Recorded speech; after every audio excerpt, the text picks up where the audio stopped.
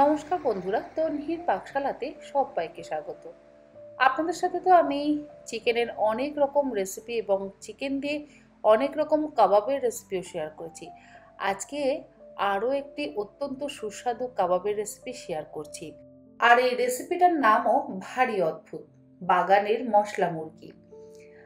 তার জন্য আমি নিয়েছি এখানে 500 গ্রাম পরিমাণে বোনলেস চিকেনের ব্রেস্টের পিস। ভালো করে ধুয়ে পরিষ্কার করে নেওয়ার পর লম্বা লম্বা করে স্ট্রিপের আকারে কেটে নিচ্ছি। খুব বেশি পাতলা করে কাটবার কিন্তু প্রয়োজন নেই, একটু মোটা মোটা করে কাটলে ভালো হবে। আমি একটা ধারালো ছুরির সাহায্যে মোটা মোটা লম্বা লম্বি স্ট্রিপের আকারে কেটে নিচ্ছি। আপনাদের যদি বাড়িতে কাটতে কোনো রকম অসুবিধা হয় তাহলে আপনারা দোকান থেকে কাটিয়ে আনতে পারেন। আর দেখুন, এরকম লম্বা লম্বি করে আমি স্ট্রিপের আকারে কেটে নিলাম।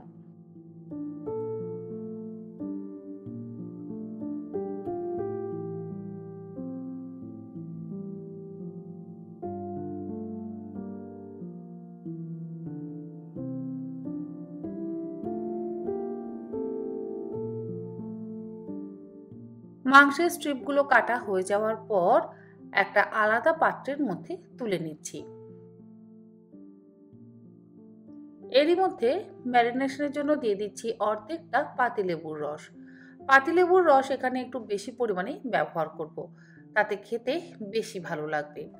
1/4 চা চামচ পরিমাণে দিয়ে দিচ্ছি লবণ। লবণটা আপনারা একটু বুঝে ব্যবহার করবেন। লবণ যদি বেশি ব্যবহার করা হয়ে যায় তাহলে আবার খেতে ভালো লাগবে না। 1/2 চা চামচ পরিমাণে দিয়ে দিচ্ছি গোলমরিচের গুঁড়ো। 1 টেবিল চামচ পরিমাণে দিচ্ছি আদা রসুন বাটা। 1/2 চা চামচ পরিমাণে দিচ্ছি জিরে গুঁড়ো। ধনে গুঁড়োর ব্যবহার কিন্তু করছি না, শুধুমাত্র জিরে গুঁড়োরই ব্যবহার করছি। আর 1/2 চা চামচ পরিমাণে দিয়ে দিচ্ছি গরম মশলার গুঁড়ো। হামালদিস্তার মধ্যে নিয়ে নিলাম 3টে কাঁচা লঙ্কা। তার মধ্যে দিয়ে দিচ্ছি 1 মুঠো ফ্রেশ ধনেপাতা। আর এর মধ্যে দিয়ে দেব 7 থেকে 8টা ফ্রেশ পুদিনা পাতা। তারপরে খুব ভালো করে থেতো করে নেব। বাটার কিন্তু প্রয়োজন নেই। আমাদেরকে কাঁচা লঙ্কা, ধনেপাতা আর পুদিনা পাতাটাকে একসাথে ভালো করে থেতো করে নিলেই হবে। ধনেপাতা, পুদিনা পাতা আর কাঁচা লঙ্কা যদি বেটে চাটনি বানিয়ে আমরা ব্যবহার করি তাহলে রংটা সবুজ হয়ে যাবে।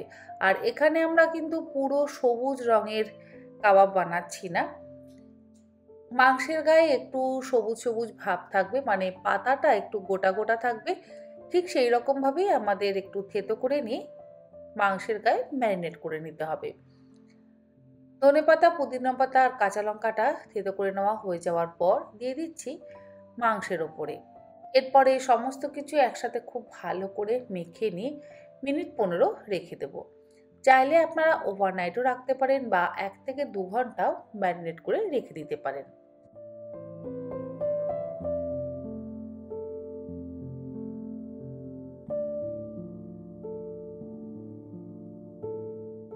পনেরো মিনিট পর আমি এর মধ্যে দিয়ে দিচ্ছি একটা ডিম। এই কাবাবে ডিম কিন্তু অবশ্যই ব্যবহার করতে হবে, আর ডিম এখানে বাইন্ডিংয়ের কাজ করবে। 1 টেবিল চামচ পরিমাণে দিয়ে দিলাম কর্নফ্লাওয়ার আর 1 টেবিল চামচ পরিমাণে দিয়ে দিলাম ময়দা। সামান্য একটু লবণ ব্যবহার করছি আর বাকি অর্ধেকটা পাতিলেবুর রসও এর মধ্যে দিয়ে দিলাম। পুরো একটা গোটা পাতিলেবুর রস কিন্তু আমি এই কাবাবে ব্যবহার করছি। প্রথমে মাংসটা ম্যারিনেট করবার জন্য ব্যবহার করেছি, আর একদম শেষেও সমস্ত কিছু মিশিয়ে নেওয়ার পর তারপরে বাকি লেবুর রসটা দিয়ে এবার এই সমস্ত কিছু একসাথে আবারও ভালো করে মেখে নেব। আর ডিমের ব্যবহার তো এখানে অবশ্যই করতেই হবে। অনেকে আমি জানি আমাকে প্রশ্ন করবেন যে ডিম ছাড়া কি এই কাবাবটা বানানো যেতে পারে? ডিমের বিকল্প যদি কিছু থাকে তাহলে সেটা বলুন। আমি বলবো ডিম অবশ্যই একটু ব্যবহার করবেন। ডিম ব্যবহার করলে এই যে মশলাগুলো আমরা মাংসের গায়ে মাখালাম, বিশেষ করে ধনেপাতা, পুদিনা পাতা এবং কাঁচা লঙ্কাটা যে থেতো করে নিয়ে আমরা মাখালাম, সেই মশলাটা ধরে রাখার কাজ করবে কিন্তু ডিম। যদি ডিম ব্যবহার না করা হয় তাহলে সেই মশলাটা কিন্তু ধরে রাখা যায় না। যখন আমরা তাওয়া বা ফ্রাই প্যানে কাবাবগুলোকে সেঁকবো তখন আলাদা হয়ে যায়, মানে মশলাগুলো তাওয়া বা ফ্রাই প্যানের গায়ে লেগে যায়। সেই সমস্যার সম্মুখীন যাতে আমরা না হই, পুরো মাংসের পিসের গায়ে যাতে মশলাগুলো লেগে থাকে, সেই জন্যই কিন্তু ডিমটা ব্যবহার করতে হবে। তবে একান্তই যদি ডিমে কারো সমস্যা থাকে, অনেকে তো আছে যে ডিম খান না, তারা ডিমটাকে অ্যাভয়েড করতেই পারেন। আর সমস্ত কিছু দিয়ে মাখিয়ে নেওয়ার পর এইরকম লম্বা লম্বা স্কিওয়ারের মধ্যে আমি গেঁথে নেব। ছোট ছোট স্কিওয়ারের মধ্যে যদি গেঁথে নিয়ে করা হয় তাহলে দেখতেও ভালো লাগে আর সার্ভ করতেও সুবিধা হয়। প্রত্যেকটা স্টিকের গায়ে আমি খুব ভালো করে এক্সট্রা যে মশলাটা রয়েছে সেটা মাখিয়ে নিচ্ছি। কাবাবগুলো সেঁকে নেওয়ার জন্য আমি এখানে একটা গ্রিল প্যান ব্যবহার করছি আর তার মধ্যে দিয়ে দিলাম 2 চা চামচ পরিমাণে সর্ষের তেল। আমি এটাকে কিন্তু সর্ষের তেল দিয়েই সেঁকে নেব। আর গ্যাসের ফ্লেমটাকে লো টু মিডিয়ামে করে নিয়ে গ্রিল প্যানটা গরম করে নেওয়ার পর গ্যাসের ফ্লেমটাকে লোতে করে দিয়ে একটা একটা করে মাংসের টুকরো আমি গ্রিল প্যানের ওপরে রেখে দিচ্ছি। আর এটা আমাদের করতে হবে কিন্তু লো ফ্লেমেই। হাই ফ্লেমে করলে ভেতরের মাংস কাঁচা থেকে যেতে পারে। এক একটা সাইড মিনিট 3-4 সময় ধরে লো ফ্লেমে সেঁকে নেওয়ার পর অন্য সাইড উল্টে দেব। আর দেখুন, যেহেতু আমরা ডিম ব্যবহার করেছি সেই জন্য কিন্তু সমস্ত মশলা মাংসের গায়ে লেগে আছে। আর এইভাবে করলে খেতেও অসম্ভব ভালো লাগবে। সেই জন্য আমি বারবার বলছি, চেষ্টা করবেন ডিমটা ব্যবহার করবার। তবে একান্তই যারা ডিম খান না তারা নিরুপায় হলে ডিমটাকে অ্যাভয়েড করবেন।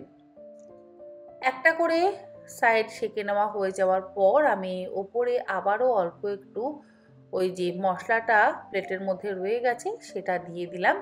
তারপরে একটা সাইড হয়ে যাওয়ার পর অন্য সাইড উল্টে দিচ্ছি। আর মশলাটা কিন্তু সুন্দরভাবে মাংসের গায়ে লেগে থাকছে।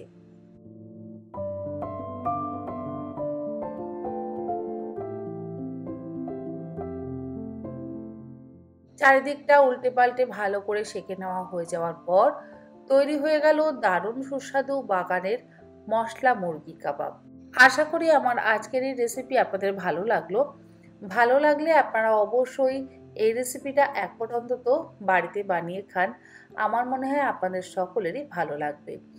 রেসিপিটার নামটাও যেমন ইন্টারেস্টিং, বানানোও তেমন সহজ এবং খেতে আরও সুস্বাদু। আমি এটা সার্ভ করলাম অনিয়ন রিং আর লেবুর সাথে। সাথে যদি একটু গ্রিন চাটনি হয় তাহলে আরও ভালো লাগবে। তবে যে পরিমাণে আমি ধনেপাতা, পুদিনা পাতা এবং পাতিলেবুর রস ব্যবহার করেছি তাতে আর আমার মনে হয় না গ্রিন চাটনির প্রয়োজন পড়বে। আর মাংসটা কেমন সেদ্ধ হয়েছে সেটা একবার ভেঙে দেখিয়ে দিই। দেখুন, মাংসটা কিন্তু আছে জুসি এবং তার সাথে নরম। আজ তাহলে এই পর্যন্ত। আবার হাজির হয়ে যাব অন্যদিন অন্য কোনো রেসিপি নিয়ে। ভালো থাকবেন, সুস্থ থাকবেন। ধন্যবাদ।